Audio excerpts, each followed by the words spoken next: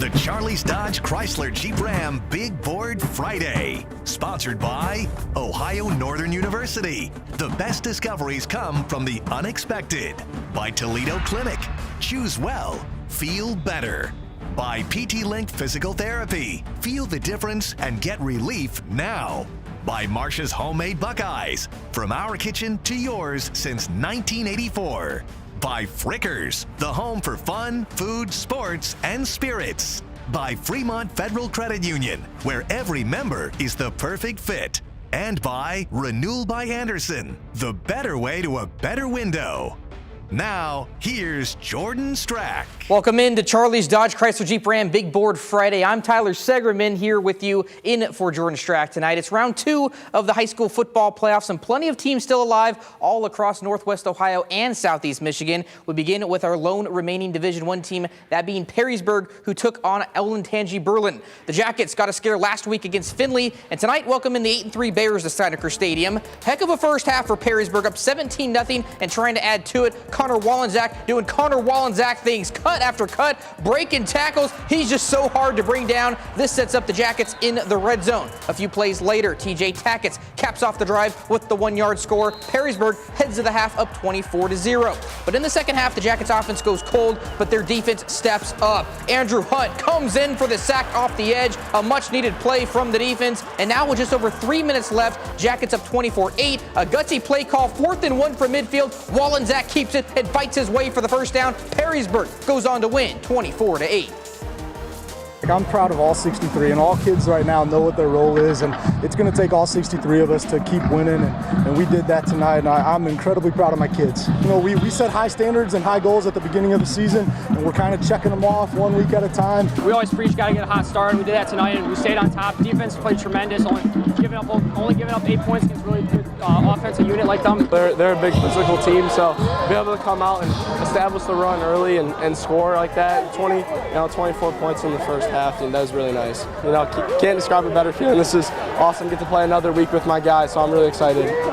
On to Division II now. Central Catholic has not been tested since week 1 of the season. Irish rolling over every opponent they've faced. Tonight, that was Avon Lake. The whole first half was a defensive battle between these two. Shorman going for it on 4th down from the 1, but the Irish defense holds strong. A huge stop as we go scoreless into the half. Third quarter now, Avon Lake with it, but not for long. The pass out left is hauled in, but Braden Vargas comes flying in to pop it loose. He then recovers it, and Central Catholic takes over, and they would capitalize. The handoff goes to Chris Edmonds. He'll shrug off a defender and gets in for the first score of the game. Irish take a 7-0 lead, and then they get it done on special teams. Shorman pinned deep. Marvin Greenlee comes flying in to block the punt, and better yet, he picks it up for the touchdown in the back of the end zone. Central Catholic is moving on as they beat Avon Lake 21-0. Our other team in D2, Anthony Wayne, needed to come from behind last week to win. Back at home were the Generals battling Olmsted Falls. We start in the second half. Generals down 21-3. Grant Kinney going to keep it himself and breaks through the first line of the defense. Turns up for a huge run. He's finally dragged down in Olmsted Falls territory. It would set up this later in the fourth quarter. Kinney handing off to senior running back Joe Caswell, who's going to power his way through the defense and gets into the end zone. Generals only trail by 11. Olmsted, though, too much tonight as they would punch it in here to make the final score 28-10. Generals fall. Our Chase Bachman has more from White House. Anthony Wayne was hoping to keep their postseason going, but they just could not make it happen. Their season ends after 12 weeks, and they fall to Olmsted Falls 28-10. I can't express how proud I am. I don't even know how to put it into words, because I think expectation beginning of the year, I don't think anybody sees us winning all 3 of those games, and even throughout the league as we got beat up and we had some tough games, and then to come out and come from behind last week for our senior class to get 10 wins with 4 returning starters is incredible. Obviously we want a different outcome than we had today. We don't want a few more weeks with our seniors and our team, but I mean, going into halftime, we're just going to keep fighting, and we weren't going to give up. I mean, they scored 3 touchdowns in the first half, and we only let up 1 in the second half. We definitely kept fighting, and it showed that no matter what, we're going to still fight through adversity. It didn't end the way we wanted it to, obviously. I think we showed a lot of people that Anthony Wayne is a serious football program. We can do a lot of the same things that these other, really good football programs do, and I'm super excited to watch my Moving on to Division III, Columbian at home, looking to add another postseason win to their campaign, going up against Padua. A great home crowd tonight for the Tornadoes. First quarter, Columbian down 6-0, but not for long. Braden Rogo launches a pass downfield, and Jack Coper hauls it in and then breaks loose. He'll score from 60 yards out. Columbian takes a 7-6 lead. Second quarter now, Tornadoes trying to finish off a strong drive. Rogo finds his brother Bryce for a tough first down catch, and they'd finish this one on the ground. Damian Brockington punching it in for the score,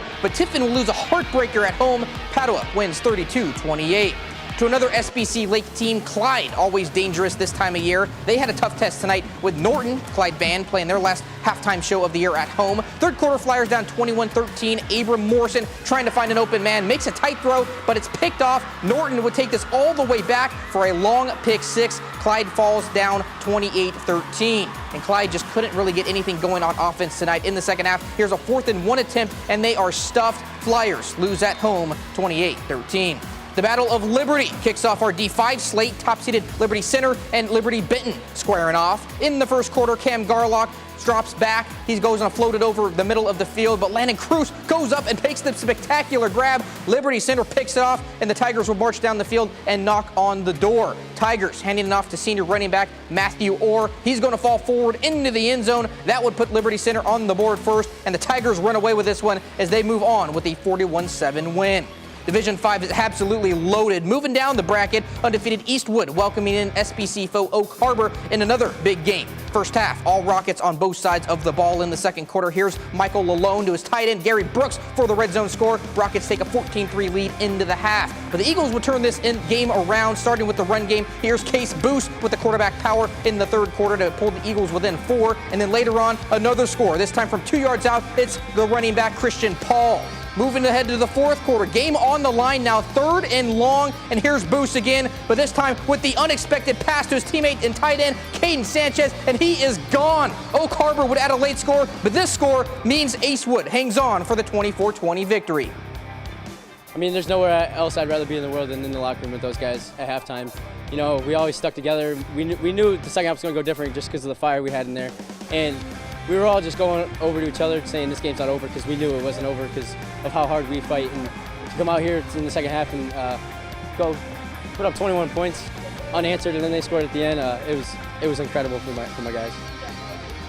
Wood County, staying in Wood County, Elmwood, another 10-win team aiming to keep their season alive as they took on to Nora. 2.5 minutes left in the first. Royals quarterback Hayden Wickard would hand it off to Mason Oliver, one of the best running backs in the area. He takes it all the way for the touchdown as Elmwood takes a 7-5 lead. 40 seconds left till the half. Tenora's Grady Guswiller hauls in the slant pass from Dominic Grazzani. He would get the touchdown. Rams back in front with a 12-7 lead. And right before the half, 3 seconds left, Wickard airing it out deep, but it would be picked off by Tenora. Elmwood, though, goes on to win 34-15. It's time for our first break here on Big Board Friday. Still plenty more to get to, and when we come back, we'll head over the state line and up into Michigan, where Bedford and Whiteford continue their postseasons. Stick with us. We'll be right back.